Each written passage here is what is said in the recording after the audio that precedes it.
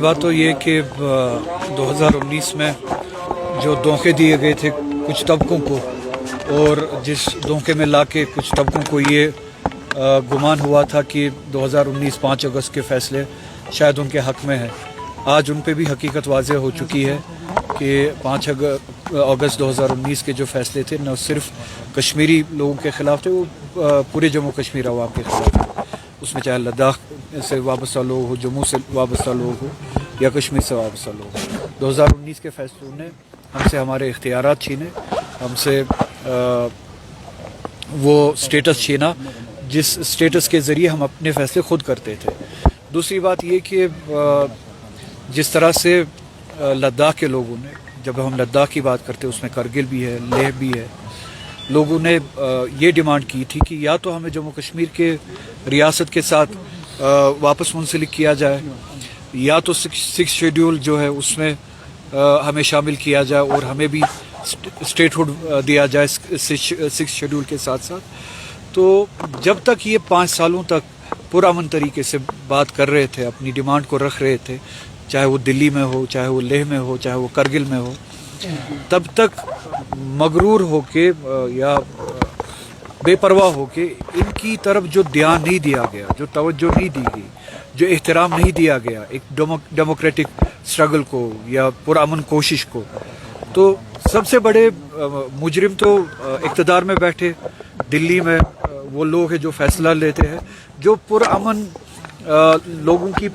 پرامن باتوں کو سنتے نہیں ہیں۔ 5 سال سے یہ لوگ، 6 سال سے یہ لوگ ان 2-4 باتوں پہ ڈیمانڈ کر رہے ہیں، یا تو ہمیں جموں کشمیر کے ساتھ واپس شامل کیا جائے اور ہمارا سٹیٹس بحال کیا جائے، یا ہمارا اسٹیٹ ہوڈ بحال کیا جائے لداخ کا 6 شیڈول کے ساتھ۔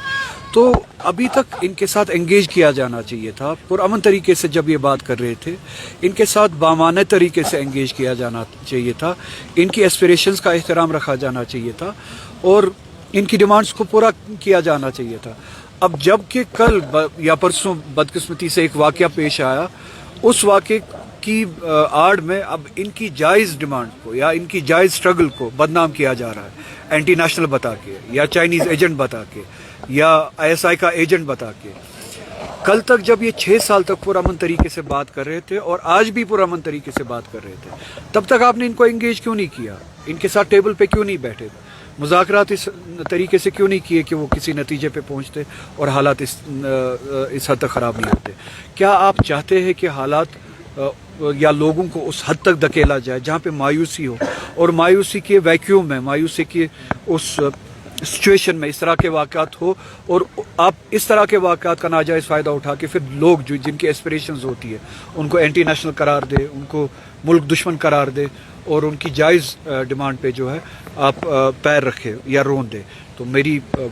آپ کے ذریعے سے گزارش ہوگی لداخ کے عوام کے ساتھ کہ وہ پرامن طریقے سے اپنی اسٹرگل کرتے رہے، ہم سب ان کے ساتھ ہیں۔ اگر وہ چاہتے ہیں کہ ان کی ڈیمانڈ یہ ہو کہ وہ جموں کشمیر کے ساتھ منسلک ہو، ہم ان کے ساتھ ہیں۔ اگر وہ 6 شیڈول کے ساتھ ساتھ اپنے سٹیٹس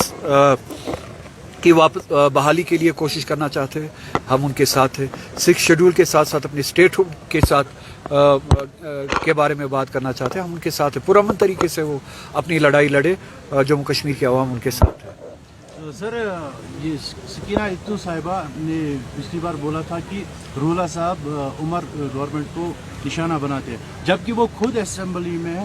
تو یہ پارلیمنٹ میں ہے، وہاں پر تو وہ کوئی بات نہیں کرتا۔ وہ سب کے سامنے اس پارلیمنٹ میں کیا باتیں ہوتی ہے، کیا باتیں نہیں ہوتی، وہ سب کے سامنے، ان باتوں کا جواب مجھے دینے کی ضرورت نہیں ہے۔ رولہ صاحب،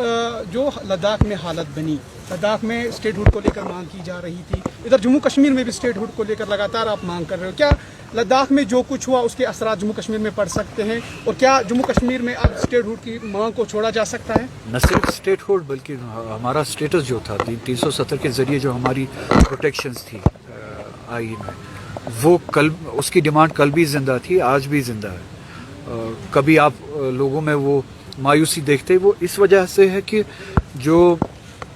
پاور میں لوگ ہیں، دلی میں لوگ ہیں، وہ لوگوں کی ایسپریشنز کو اہمیت نہیں دیتے، اس کو امپورٹنس نہیں دیتے، ویلیو نہیں دیتے۔ اس کا مطلب یہ نہیں ہے کہ لوگوں نے اپنی جائز ایسپریشنز چھوڑ دی ہے۔ تو لداخ میں جو ڈیمانڈ ہے لوگوں کی، جو اسٹرگل ہے، وہ ریفلیکشن ہے جو جموں کشمیر کی عوام جو ہے ان جنرل جو فیل کرتے ہیں. تو بہتر ہوگا اس ملک کے لیے جب تک پرامن طریقے سے ڈیموکریٹک طریقے سے لوگ اپنی بات کرتے ہیں, اپنے ایسپریشنز کے بارے میں بات کرتے ہیں, اپنے حقوق کے بارے میں بات کرتے ہیں, تو ان کو سنا جائے اور ان کی جائز مانگوں کو پورا کیا جائے, ہمارے اسٹیٹس کو بحال کیا جائے. خدا نہ خاصہ اس طرح کا ویکیوم کریٹ نہ ہو کہ جس میں جو ہے پھر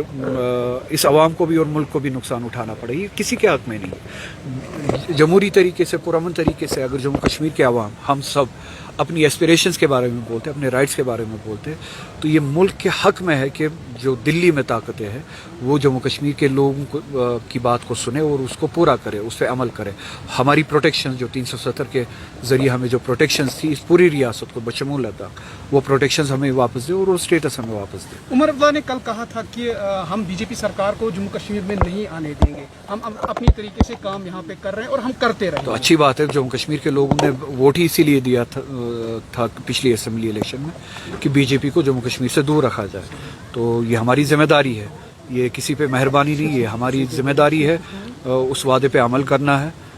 اس تنظیم نے ووٹ لیا ہے اس بات کے لیے کہ ہم بی جے پی کو اس ریاست سے دور رکھیں گے. یہ مہربانی نہیں ہے, وہ اپنے کول پہ اور اپنے وعدے پہ عمل کرنے کی بات ہے. Thank you. شکریہ.